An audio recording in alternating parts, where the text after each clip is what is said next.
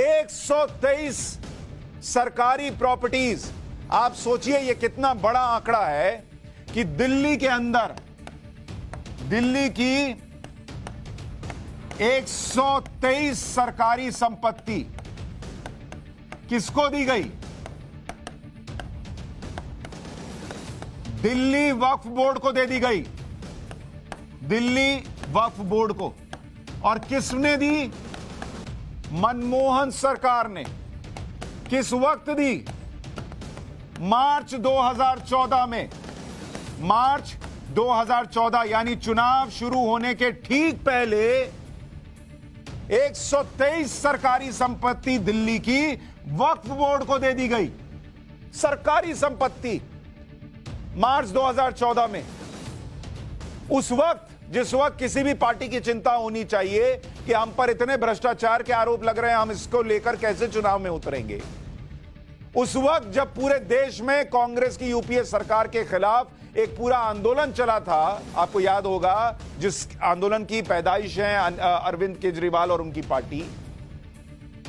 उस वक्त जब निर्भया कांड जो हुआ उससे देश हिल गया था, उस वक्त चुनाव में कैसे जीत दर्ज करनी है उस पर फोकस करने की बजाय एक सरकार चुनाव की घोषणा के ठीक पहले एक गजट निकाल देती है और 123 संपत्ति वक्फ बोर्ड को दे देती है। इस गजट में दिल्ली की इन 123 प्रॉपर्टीज के नाम दिए गए हैं और यह कहा गया है कि इन प्रॉपर्टीज पर अब सरकार अपना अधिकार छोड़ रही है और इन्हें दिल्ली वक्फ बोर्ड के हवाले किया जा रहा है।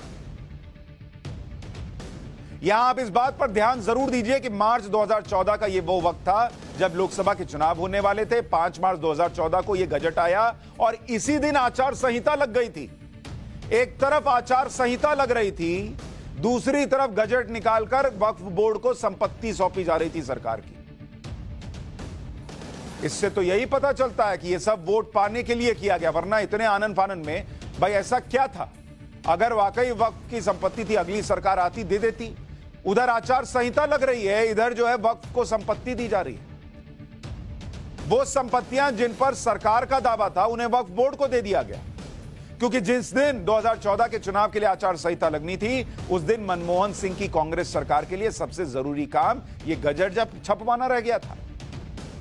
ये 5 मार्च 2014 का गजट है जिसमें साफ साफ लिखा है कि दिल्ली में लैंड एंड डेवलपमेंट ऑफिस की 61 और दिल्ली विकास प्राधिकरण यानी डीडीए की 62 संपत्तियां वक्फ बोर्ड को सौंप दी जाएंगी। इस सरकारी गजट में लिखा है कि लैंड एंड डेवलपमेंट ऑफिस और दिल्ली विकास प्राधिकरण के कंट्रोल में आने वाली वक्फ संपत्तियों पर अपने अधिग्रहण के अधिकार को छोड़ देगी सरकार। और इन 123 संपत्तियों को वक्फ बोर्ड को सौंपने के लिए बस 2 शर्तें रख दी गई कि इन संपत्तियों के एवज में सरकार या डीडीए या अन्य कोई सरकारी एजेंसी मुआवजा नहीं देगी। अरे जब जमीन ही दे दी है तो मुआवजा क्या दीजिएगा बॉस? करोड़ों की जमीन दे दी है। और दूसरी शर्त कि दिल्ली वक्फ बोर्ड ने इन संपत्तियों से जितने केस सरकार के खिलाफ किए हैं उन्हें वापस ले लिया जाए। यानी एक सरकार जो केस लड़ सकती थी, केस हार जाती और तब यह दिल्ली वक्फ बोर्ड को चला जाता तो समझ में आता था, वो मनमोहन सिंह की सरकार चलते हुए केसेस को वक्फ बोर्ड से कह रही है कि आप वापस ले लीजिए और ये जमीन ले लीजिए। और किस दिन? जिस दिन आचार संहिता लागू हो रही है 2014 के चुनाव की। और ये गवाही पेपर दे रहा है। मुस्लिम वोट बैंक के लिए ये सब नहीं हुआ तो बताए कि लोग कि जिस वक्त आचार संहिता लागू हो रही थी 123 संपत्तियों का जब केस चल रहा था तो आने देते कोर्ट से फैसला। क्यों नहीं कोर्ट से फैसला आने दिया? क्यों कह दिया कि वक्फ को दे दीजिए? इन 123 संपत्तियों में कई संपत्तियां ऐसी हैं जो दिल्ली की प्राइम लोकेशन पर हैं और इनकी कीमत करोड़ों रुपए है। इनमें से कुछ संपत्तियों के बारे में आपको बताता हूं, ये पढ़िए। संपत्ति का नाम इसमें दिया हुआ है, जैसे पक्का मजार मस्जिद के निकट जेपी अस्पताल के भीतर की संपत्ति।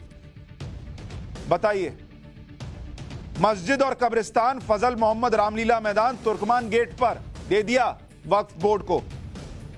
जाब्तागंज मस्जिद इंडिया गेट के निकट, मानसिंह रोड इंडिया गेट के निकट, सोचिए कितना प्राइम लोकेशन है, वो दे दिया। मस्जिद निकट हनुमान मंदिर Irwin road, Jama Masjid red cross road, संसद भवन के निकट, संसद भवन के पास की संपत्ति दे दी वक्फ बोर्ड को कि ले जाओ, वक्फ बोर्ड की संपत्ति है। ऐसी पूरी लिस्ट है बॉस 123 संपत्ति की। और अगर केस हार जाते तो समझ में आता था, खुद से दे दिया, क्या देख के दे दिया, और अगर देख रखा था तो केस किस बात का लड़ रहे थे। और इतनी क्या, ऐसी क्या चीज दिख गई चुनाव के ठीक पहले कि उठाकर वक्फ बोर्ड को दे दिया।